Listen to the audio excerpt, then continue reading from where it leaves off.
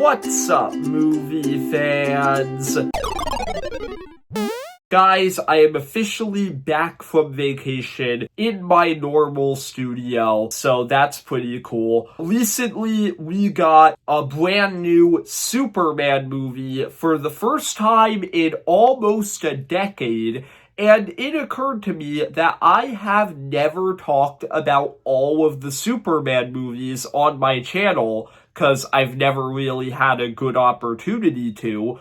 But now that we have this new movie, I am going to rank all 8 live-action Superman movies from the worst to the best. I actually rewatched all of these movies over the past few months, so they're all fresh in my mind. So let's just get straight into the ranking, starting with number 8, the obvious last place pick, Superman 4, The Quest for Peace. If you know anything about comic book movies, you know that this movie is often cited as one of the worst comic book movies ever made.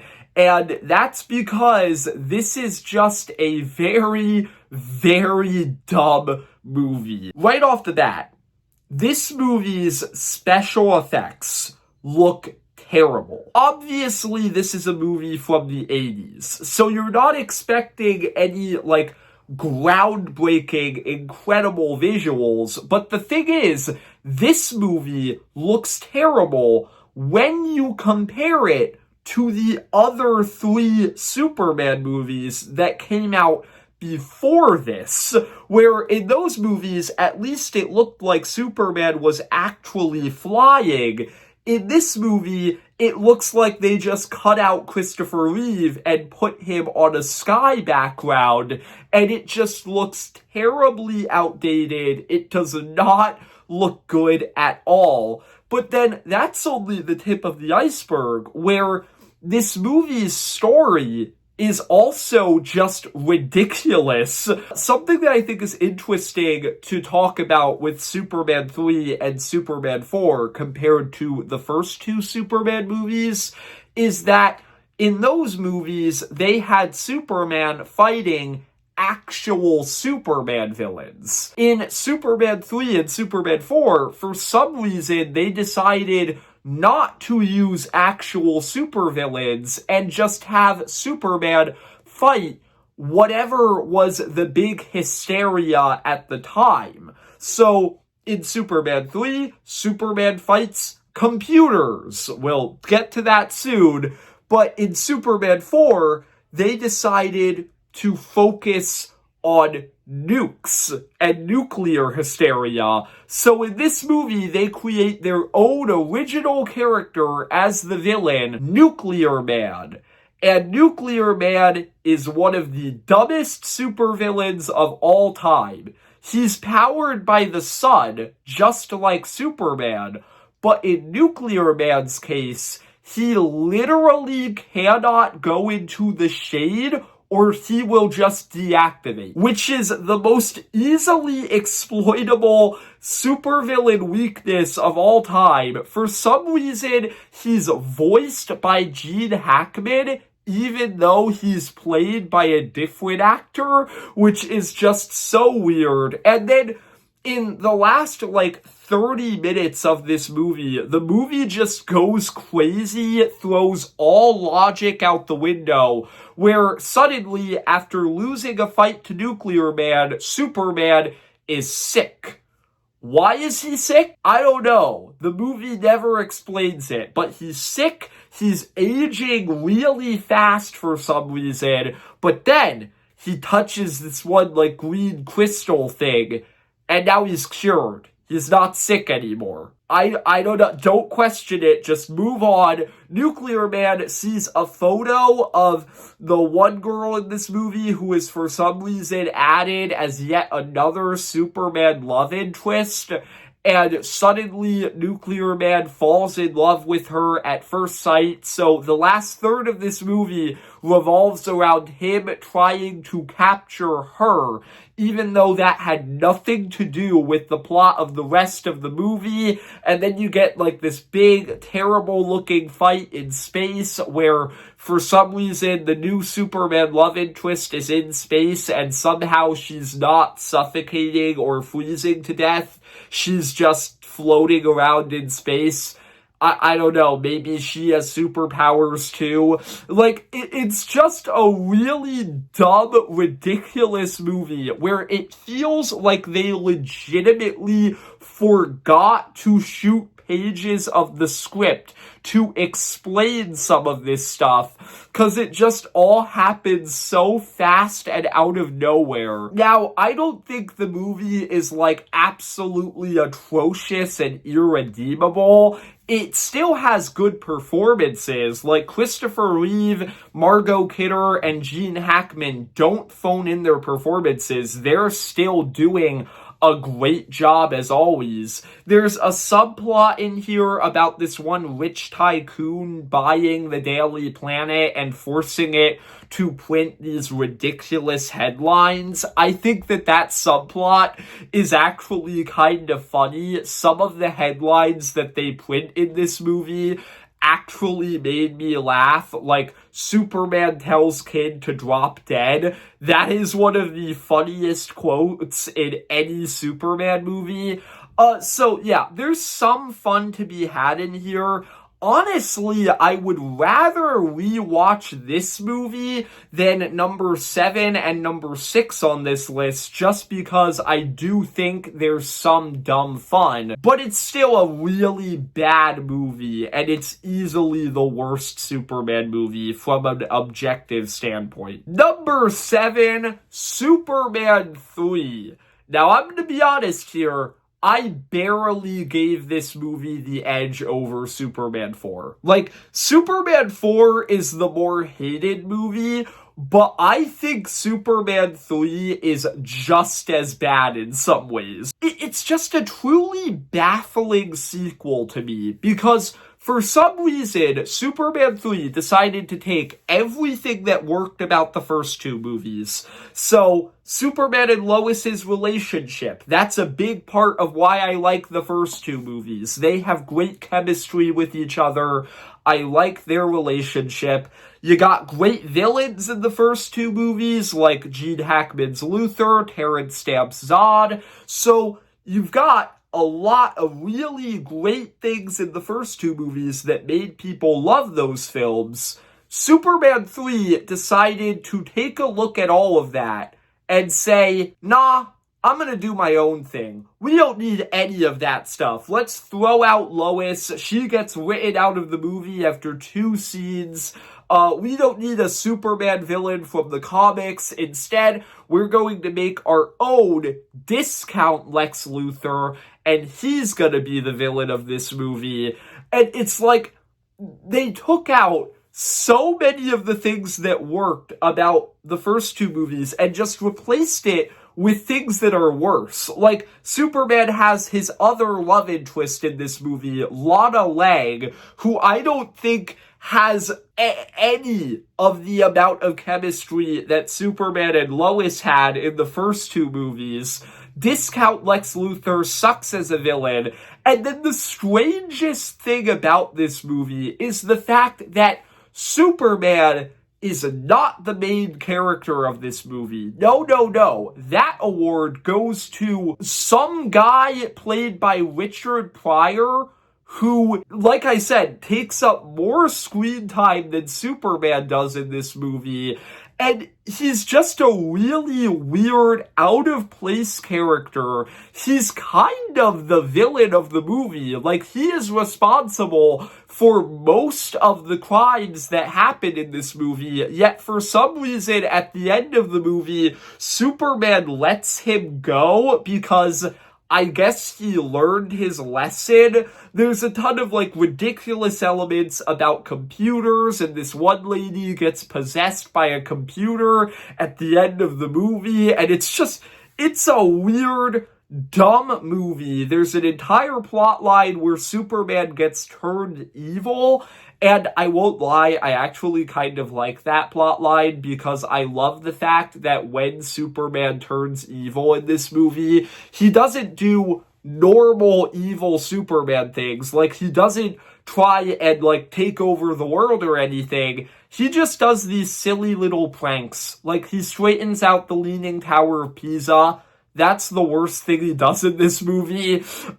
There's a fun sequence in here where Superman fights Clark Kent in his head, essentially, and Clark Kent wins and ends up retaking himself from the evil Superman programming or whatever. That, I think, is kind of the best part of this movie, but everything else about this movie is really, really dumb, in my opinion. Like I said, I think Superman 3 is barely better than Superman 4, but I gave it the edge over Superman 4 because at least this movie has a coherent plot. It's a dumb plot, but it's coherent. So I put that over Superman 4. Still a really bad movie, though. Number 6, Batman v Superman. I've talked about this movie on my channel many times before, so I'm not gonna waste a whole lot of time on it, but ultimately, I think that this is a movie that just fundamentally misunderstands both Batman and Superman. I will say the Batman side of things is worse in this movie because with the Batman side of things, they just straight up have Batman kill people in this movie, which, you know, kind of a breaking of his one rule, his literal only rule in all of comics. They just have him blatantly break it in this movie, which, yeah, I think that's really, really dumb. I hate that. So the Batman side of things is definitely worse, but the Superman side of things isn't good either, since throughout this whole movie, Superman's basically moody and brooding the whole time because people aren't appreciating him for saving people, which is not Superman at all. You should not have him be moody or brooding for an entire movie.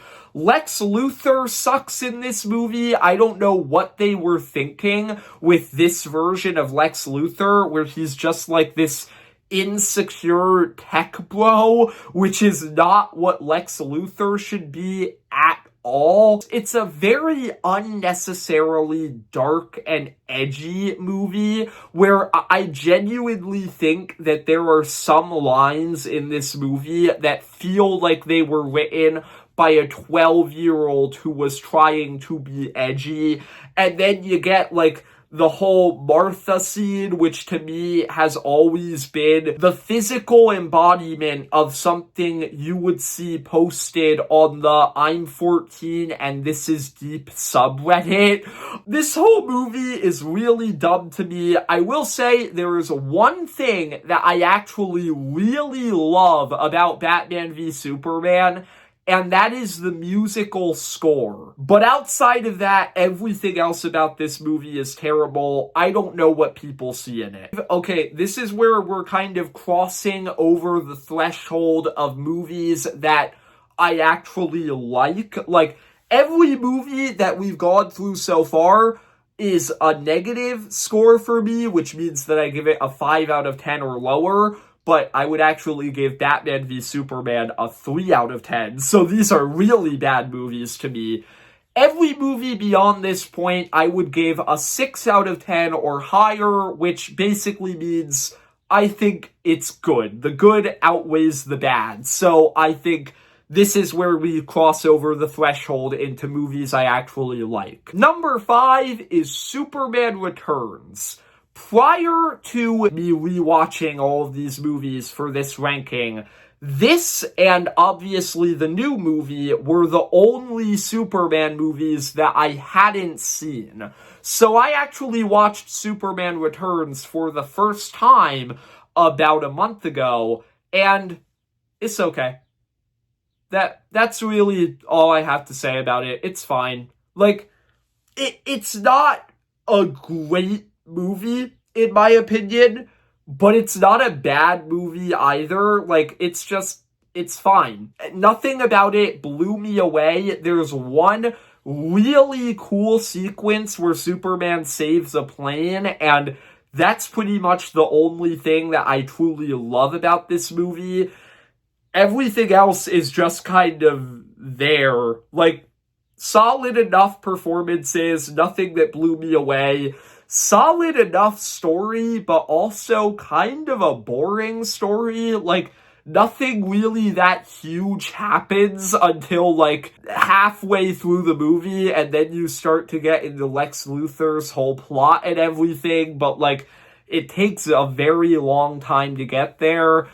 There's, like, kind of an interesting subplot where Lois Lane has kind of moved on from Superman and married James Marsden, and they have a kid, and then, spoiler alert, it's revealed later in the movie that that's not James Marsden's kid, it's actually Superman's kid, and he has inherited Superman's powers, which I thought was actually a pretty cool twist that caught me off guard.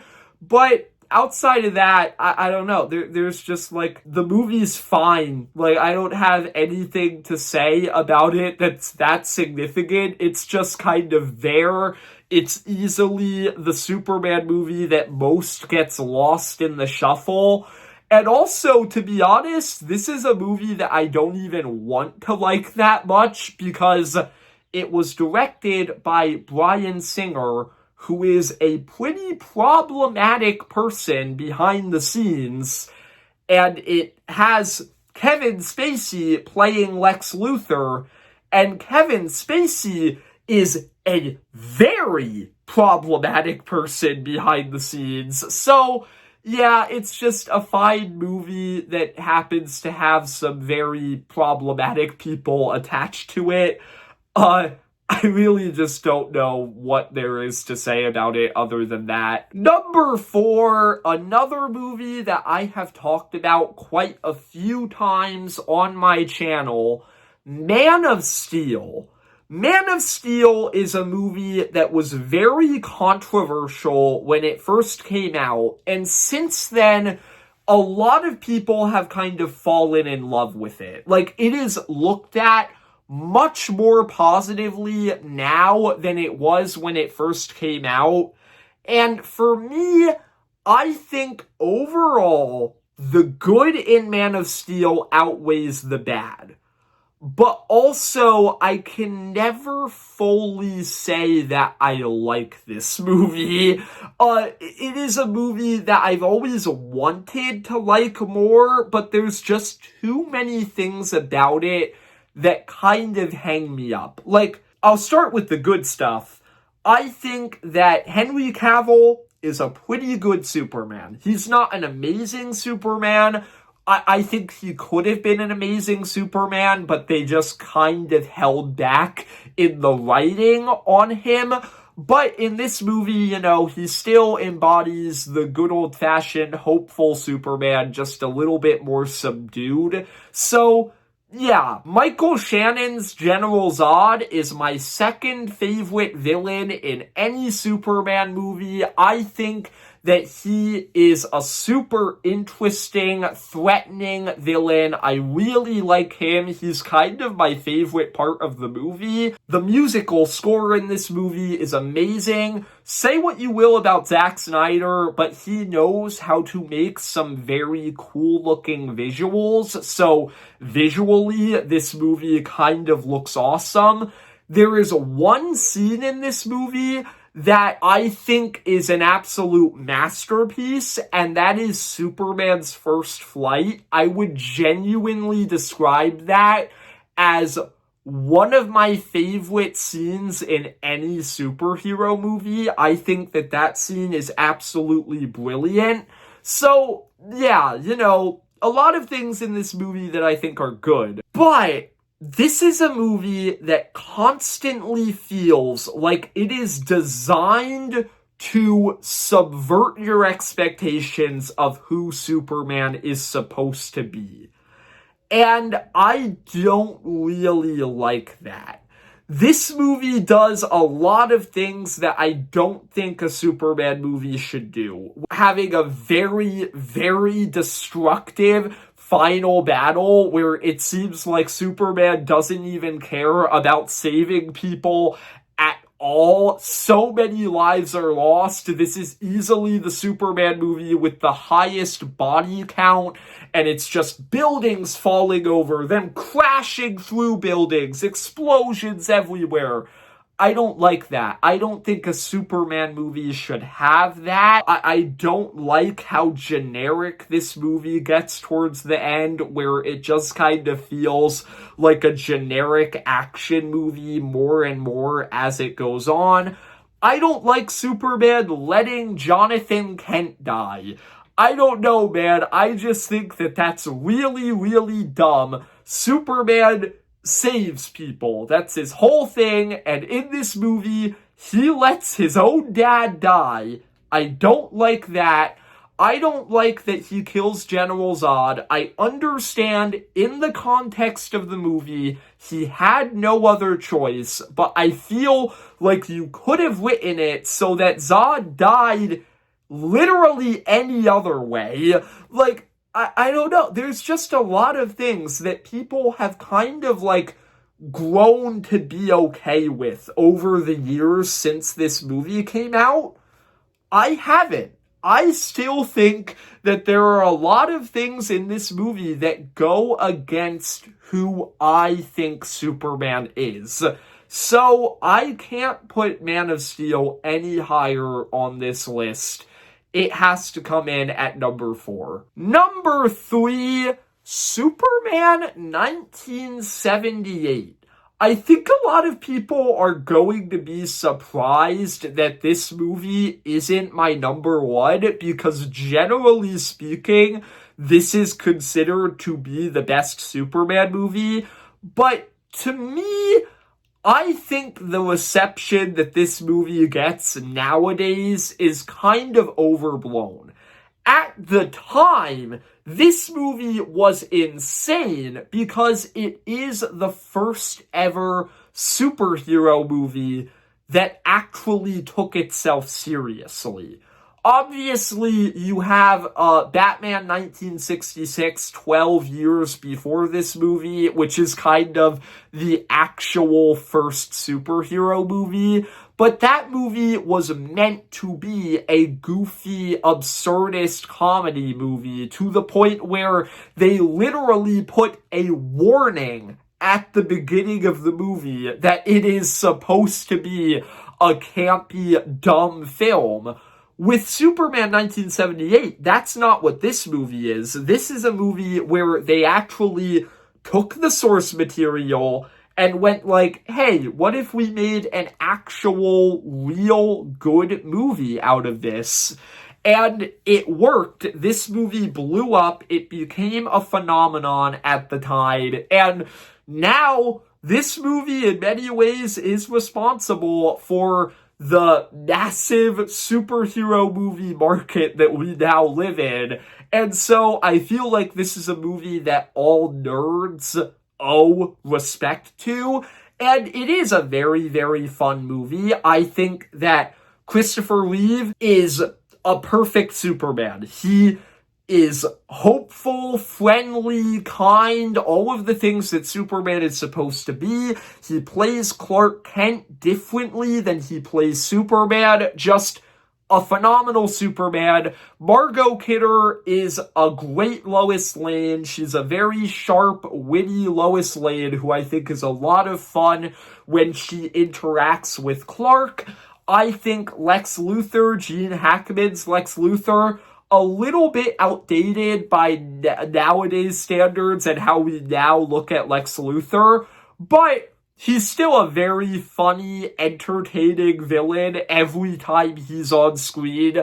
There's a lot of things about this movie that are obviously fantastic. And then I think the other thing that's really cool about this movie is that it is a movie that takes its time to make Superman feel wondrous and magical, where every time he flies in the air, you hear that John Williams theme swelling up. It is supposed to be a magical experience because this was the first ever real Superman movie, so people hadn't really seen a man flying before. That's what I really love about the tagline of this movie. You'll believe a man can fly. That's just an iconic, amazing tagline. That's really what I think is cool about this movie, is that it is just a wondrous, magical experience that introduces you to the character of Superman perfectly. But I feel like nowadays we kind of feel obligated to blow up how good this movie really is.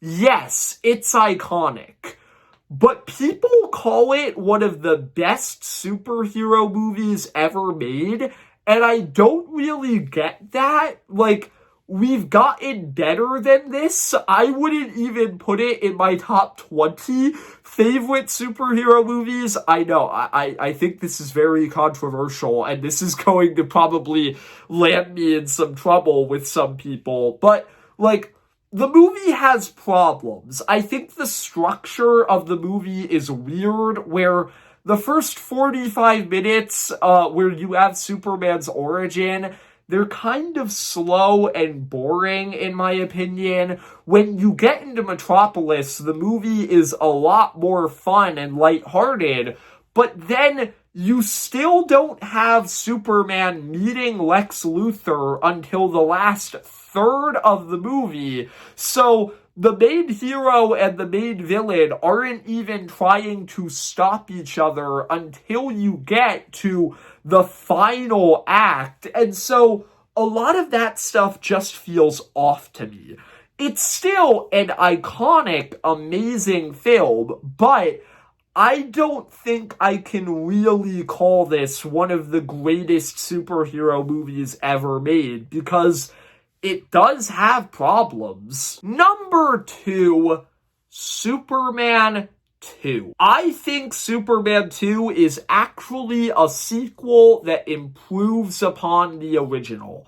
Now, I made an entire, very long video talking about Superman 2 a few weeks ago, and basically comparing it to the director's cut of this movie, the Richard Donner cut. And at the end of that video, I basically concluded that I think both cuts of this movie are good, but if you combined the best elements from both of them, they could have been absolutely incredible and one of the greatest superhero movies ever made. And I still stand by that, but I think that whichever cut of the movie you take, I still think Superman 2 is better than Superman 1. I think it has a way more interesting story, where in Superman 2, you dive much deeper into Superman's relationship with Lois Lane, and you basically have him conflicted over whether or not he can have a life with Lois. Like, is it responsible to have a life with another person when you're also supposed to be saving the rest of humanity?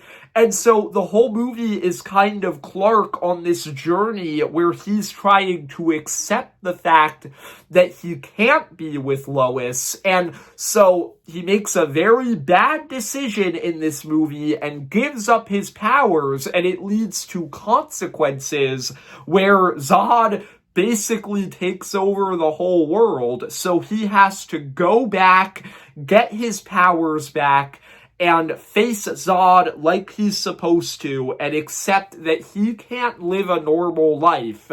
And yeah, I think that is very, very interesting. A much more interesting arc for Clark to have than he had in the first movie. And I think Christopher Reeve's performance in Superman 2, at least in the Richard Donner cut, is much better than his performance in the first movie. I think Terrence Stamp's Zod is a fantastic, threatening, memorable villain. I think that he's one of the best aspects of this movie, and he's definitely a way more serious villain than Gene Hackman's Luthor. Gene Hackman's Luthor is still in this movie, and he steals basically every scene he's in. Margot Kidder is great as always. She has great chemistry with Christopher Reeve here. Like, yeah, there's a lot of things that I really love about Superman 2. But like I said, I think the movie, both cuts of the movie, have flaws. In Superman 2, the theatrical cut, I think some elements of Superman's arc is kind of rushed. I think that the movie doesn't take itself seriously enough, and then I think the Richard Donner cut, despite taking itself more seriously and taking its time with Superman's arc, it's still a little bit of a Frankenstein monster of a movie because there's a lot of things that are kind of missing in it. So, yeah, I think if you combine the best parts of both of these movies, it could have potentially been number one on this list. But as is, I have to give it the second place spot. So, my number one is Superman 2025. Call it recency bias, but I don't think that's what this is. I rarely ever let recency bias affect my opinions on this channel. I have in the past a few times, but I really did love this movie, so I don't think my opinion of it is going to go down, and I don't think I'm going to change my mind. I think this is the best Superman movie. I think that it does basically everything right, where it leans into the comic book goofiness, which I like. Comic book movies should be comic booky, and this is one of the most comic booky movies that I have ever seen before, where it takes place in a world where abnormal things are normal, they're accepted, and so you're able to have all of these super weird, ridiculous elements like pocket dimensions, Crypto the Superdog, a bunch of other scene-stealing, fun superheroes like Mr. Terrific, Green Lantern, Hawkgirl, Metamorpho, all of them. So you're able to have all of these silly, goofy elements, but this movie still takes itself seriously. This movie does what I think comic books kind of do best. It tells a serious, actually really interesting story using goofy elements. And so, in this movie, I think that Superman's arc is really interesting, and what's fascinating about it is that if you look at his arc in this movie, it's actually very similar to his arc in Batman v Superman, but this movie does it better. Yes, Superman is sad that people aren't appreciating him, and he's kind of having his whole world crumble around him because people see him as a threat, despite the fact that he just wants to help people. But he never stops being Superman.